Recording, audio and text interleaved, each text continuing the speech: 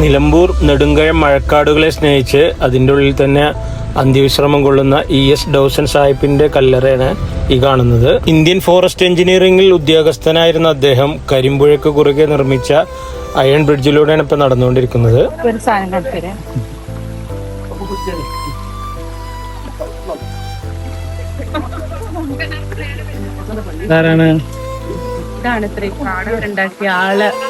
Cherupuzha iron bridge കയറിയതിന് ശേഷമാണ് ഉള്ളിലോട്ട് നെടുങ്കയം മഴക്കാടിന്റെ ഉള്ളിലേക്ക് പോകുന്നത്.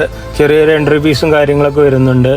നൂറ്റാണ്ടുകൾ പഴക്കമുള്ള തേക്കിൻ മരത്തിന്റെ ഫോറസ്റ്റ് ഏരിയ നമ്മൾ ആദ്യം കാണുക. ഡോസൻ സാഹിബിന്റെ എഞ്ചിനീയറിംഗ് വിദ്യ തന്നെയായിരുന്നു അന്നത്തെ കാലത്ത് ഈ മഴക്കാടുകളിൽ നിന്നും മരത്തടികളൊക്കെ കൊണ്ടുപോകുന്നതിനുള്ള ഗതാഗത സംവിധാനമൊക്കെ ഒരുക്കിയിരുന്നത്.